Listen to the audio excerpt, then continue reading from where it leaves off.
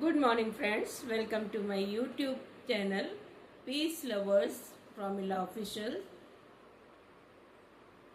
मैं प्रभु का धन्यवाद करती हूँ कि उसने आज की सुंदर सुबह के लिए कि हमें ये जीवन का एक और दिन दिखाया और उसने ये मौका दिया एक बार फिर मैं उसके वचन से और पवित्र आत्मा की अगुवाई से आपके साथ कुछ शेयर कर सकूं। और आज का मेरा विषय है विश्वास पर, क्योंकि हम सब लोग विश्वास की तो बहुत बातें करते हैं, लेकिन कितना हमें विश्वास है वो कोई नहीं बता सकता और ये कोई जज नहीं कर सकता, क्योंकि ये हम ही जानते हैं, हमारा हृदय ही जानता है कि हमें कितना किस पर विश्वास है। जब हम सामने वाले पर विश्वास नहीं करते तो हम अनदेखे परमेश्वर पर कैसे विश्वास कर सकते हैं। उसके लिए मैं एक वचन आपको बताऊंगी, जो वचन हमें बताता है कि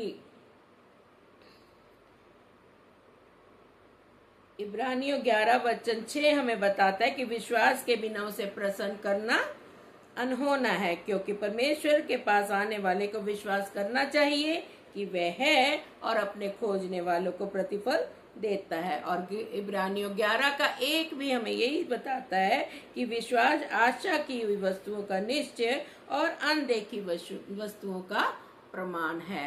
और यहाँ पर हम आपने सामने जब एक दूसरे पर ही विश्वास नहीं करते तो अनदेखे परमेश्वर पर हम कैसे विश्वास कर सकते हैं। ये बहुत ही विचारशील बात है कि जब हम सामने वाले पर ही भरोसा नहीं कर सकते, अपने भाई पर, अपने फ्रेंड पर, अपने रिश्तेदारों से, जब अपनी फैमिली पर भरोसा नहीं कर सकते तो अनदेखे परमेश्वर पर कैसे भरोसा कर सकते हैं। लेकिन विश्वास के द्वारा ही सब कुछ संभव हो सकता है। जब प्रभु यीशु मसीह क्रूस से उतरे थे और जब थोमा था, उसने बिना देखे विश्वास नहीं किया। तो प्रभु यीशु मसीह कहते धन्य है वो लोग जो जिन्होंने बिना देखे विश्वास करा। और इसके विषय में मैं वचन में से एक पढ़ना चाहूंगी, मत्ती रचित सुसमाचार में से और अध्याय 8 में से वर्स 5 ऑनवर्ड। और जब वह कफरनहूम में आया तो एक सूबेदार ने उसके पास आकर उससे विनती की, हे प्रभु, मेरा सेवक घर में झोले का मारा बहुत दुखी पड़ा है।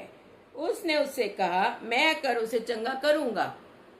सूबेदार ने उत्तर दिया, हे प्रभु, मैं इस योग्य नहीं कि तू मेरी छत के तले आए, पर केवल मुख से कह दे तो मेरा सेवक चंगा हो जाएगा।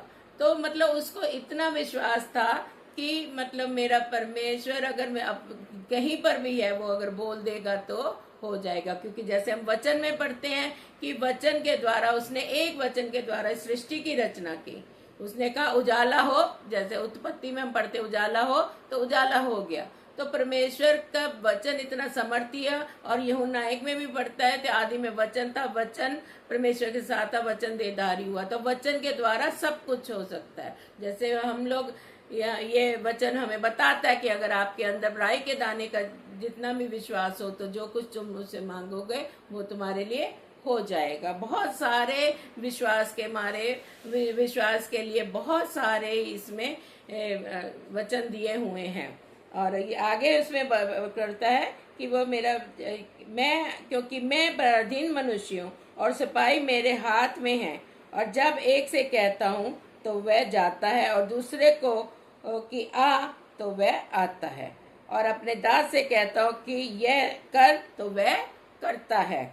यह सुनकर यीशु ने अचंभा किया और उसके पीछे आ रहे थे उनसे कहा, मैं तुमसे सच कहता हूँ कि मैंने इज़राइल में भी ऐसा विश्वास नहीं पाया।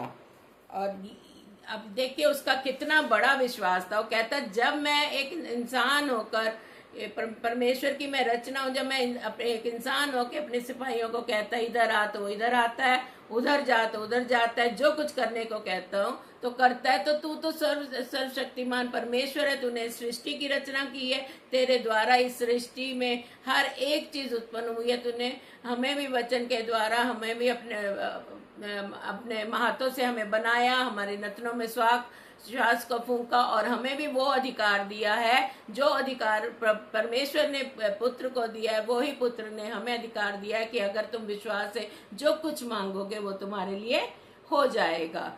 तो उस परमेश्वर ने, प्रभु यीशु मसीह ने के द्वारा उसके विश्वास के द्वारा उसका सिपाही चंगा हो गया। एक वचन इसमें हम और विश्वास के लिए पढ़ेंगे जो कि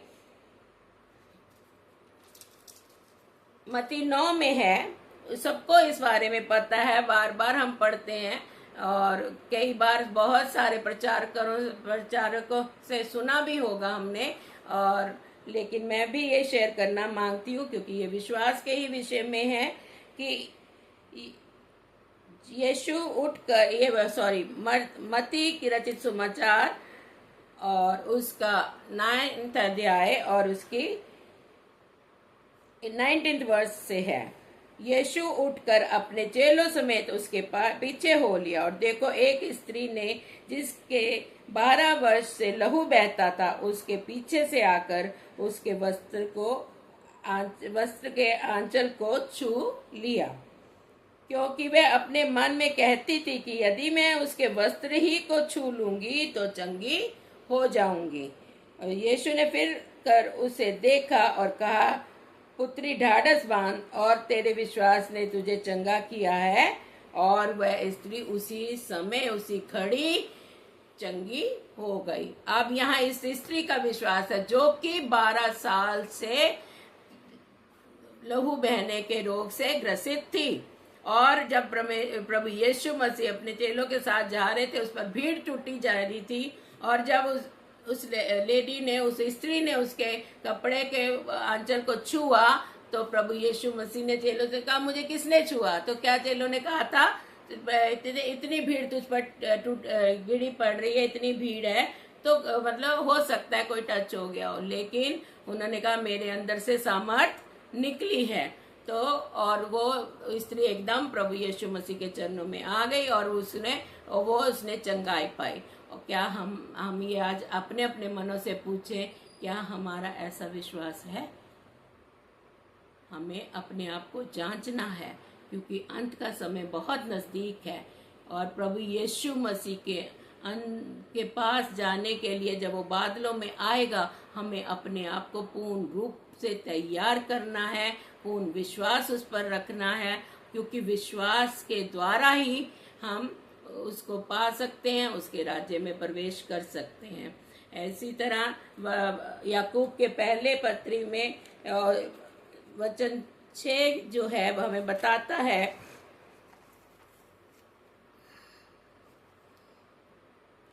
पर विश्वास से, मैं ऊपर 5 से पढ़ूंगी, पर यदि तुम, मैं 5 आयत से पढ़ूंगी, याकूब की पहली पत्री 5 आयत से, पर यदि तुम में से किसी को बुद्धि की घटी हो तो परमेश्वर से मांगे जो बिना उलाहना दिए सबको उदारता से देता है। हमें प्रभु यीशु मसीह से मांगना है, और वो बिना उलाहना दिए, वो नहीं देखता कि ये कितना मुझ पर विश्वास करता है, क्योंकि उसने तो अविश्वासियों से प्रेम किया, उसने तो गुनाहगारों से प्रेम किया, उसने तो पापियों से प्रेम किया, क्योंकि उसने बोलता है ना, बीमारों को डॉक्टर की जरूरत होती है, अच्छे भले चंगों को नहीं। लेकिन हम क्या है, शारीरिक रूप से तंदुरुस्त हैं लेकिन आत्मा में हम बीमार हैं। आत्मिकता में हमें आगे बढ़ना है, तभी हम उसके राज्य में प्रवेश कर सकते हैं, तभी अपने आप को उस नरक की आग से बचा सकते हैं, और ये विश्वास के द्वारा ही संभव है, विश्वास के बिना असंभव है। और जैसे उसने बोला है, पर कि विश्वास से मांगे और कुछ संदेह ना करके, क्योंकि संदेह करने वाला समुद्र की लहर के समान है जो हवा से बहती और उछलती है। ऐसा मनुष्य यह ना समझे कि मुझे प्रभु से कुछ मिलेगा। वह व्यक्ति दो चित्ता है और अपनी सारी बातों में चंचल है। तो हमें विश्वास, प्रभु से अगर मांगा है, विश्वास से मांगना है, और हमें पूर्ण विश्वास करना है, दो चित्ते नहीं होना। और कई बार हम लोग कहते हैं, अरे परमेश्वर हमारी तो सुनता ही नहीं है, और हम इतने सालों से प्रार्थना करते, कभी कभी हमारे विश्वास की परख भी होती है, और कभी कभी शैतान भी हमें भरमाने के लिए जब उसने प्रभु यीशु मसीह को नहीं छोड़ा तो हम तो एक मट्टी के पुतले हैं, परमेश्वर के बनाए हुए हैं, और वो हमें क्यों छोड़ेगा। उसने प्रभु यीशु मसीह की 3 बार परीक्षा ली। तो इसलिए हमें अपनी आत्मा की आंखों को भी खोलना है, परखना है, जांचना है, और विश्वास से परमेश्वर की और ताकना है, और जो कुछ मांग लिया है उसका पूर्ण रूप से विश्वास करना है, प्रतीति करनी है कि हमें मिल गया है, और धन्यवादी रूपी बलिदान हमें चढ़ाने हैं। और क्योंकि परमेश्वर हमेशा हमारी प्रार्थनाओं को सुनता है, और उसने हमें पवित्र आत्मा दिया है। पिता पुत्र पवित्र आत्मा तीनों एक है, और पिता ने पुत्र को भेजा, पुत्र के द्वारा हमारा उद्धार हुआ, और पुत्र ने हमें हमारे पापों गुनाहों से, हमारी बीमारियों से, हर एक हमारी बुराइयों से हमें छुटकारा दिलाकर मौत पर विजय पाके तीसरे दिन जी उठा, और परमेश्वर के दाहिने ओर बैठा है, ताकि वो हमारी प्रार्थना हमेशा पवित्र पिता के पास पहुंचाता है, हमेशा निरंतर हमारी लिए प्रार्थना करता रहता है, क्योंकि उसने कहा मेरे पिता के घर में रहने के एक घटी नहीं है, और क्योंकि जहाँ मैं तुम्हारे आगे जाता हूँ, जहाँ मैं रहूँ वहाँ तुम भी रहो, और वो हमारा इंतजार कर रहा है। लेकिन उसके लिए हमें अपने आप को तैयार करना है, उसके परिपूर्णता में आगे बढ़ना है, पूर्ण रीति से विश्वास करना है, दो चित्ते नहीं होना, क्योंकि अगर हम विश्वास से मांगते प्रतीति कर लेनी है, और ये उसे धन्यवादी रूपी बलिदान चढ़ाने शुरू करने, क्योंकि परमेश्वर के काम का वक्त ऐसा नहीं है। कभी कभी हमें लगता है हम मांग रहे हैं, हमारे प्रार्थना में देरी हो रही है, लेकिन ऐसा नहीं है। परमेश्वर हमारी प्रार्थनाओं का उत्तर हाँ और आमीन के साथ देता है। वो अपने बच्चों को कभी निराश नहीं करता। जब कि परमेश्वर ने अपने इकलौते बेटे को नहीं बख्शा, उसको हमारे लिए कुर्बान कर दिया ताकि हम नजात पाएं। क्योंकि अगर हम प्रभु यीशु मसीह पर विश्वास करते हैं तो विश्वास के द्वारा कुछ भी असंभव नहीं है। वो असंभव को संभव करने वाला परमेश्वर है, और वो हमारी हर एक प्रार्थना का उत्तर, जो हमारे लिए भली बातें हैं, जो हमारे लिए अच्छी हैं, वो हर बात जो उसकी मर्जी के मुताबिक है, हमारी स्वर्ग से प्रार्थनाओं को सुनकर हाँ और आमीन से उत्तर देता है। और मैं यही विश्वास करती हूँ कि ये जो हर एक जन जो आज इस मिशन है, जिसका कि अंत के समय में हम हर एक रूह को बचाएं, यही एक छोटा सा मिशन मेरा भी है। प्रभु ने मुझे जीवितों की पृथ्वी पर जिंदा रखा है, और वो मुझे इस्तेमाल करे ताकि मैं अपनी रूह के साथ औरों की रूहों को भी बचा सकूं, ताकि जब वो बादलों पर आए कोई भी नरक की आग में न झोंका जाए, उसके साथ हम बादलों पर उठा लिए जाएं, और उसके स्वर्गदूतों के साथ हमेशा के लिए उसके साथ हम स्वर्गदूतों के साथ उसकी महिमा स्तुति बढ़ाई करें, और उस वो मुकुट को पा सके जो उसने हमारे लिए स्वर्गीय राज्य में रखा है। और क्योंकि उसने हमें अपनी महिमा के लिए सृजा है, तो हर पल हर परिस्थिति में उसका धन्यवाद स्तुति बलिदान चढ़ाएं, और उसको अपने मन से विश्वास करें, और विश्वास के द्वारा हम सब कुछ पा सकते हैं, सब कुछ संभव है। एक दूसरे के लिए प्रार्थना करें, क्योंकि धर्मी जन की प्रार्थना से सब कुछ संभव हो सकता है। Thank you, God bless you, and I hope आप इस वचन से जरूर आशीषित हुए होंगे। एक बार फिर रिक्वेस्ट करती हूँ, इस मैसेज को, इस वीडियो को आप सुनिए ध्यान से, उस पर मनन कीजिए, और इस वीडियो को सब्सक्राइब कीजिए, शेयर कीजिए, और मैसेज जरूर कीजिए, ताकि मैं इंस्पायर होकर और अच्छे वीडियो बनाकर और अच्छे मैसेजेस बनाकर आपके साथ मैं शेयर कर सकूं, और आप सबके लिए भी आशीष का कारण बन सकूं। Thank you, God bless you, have a blessed day.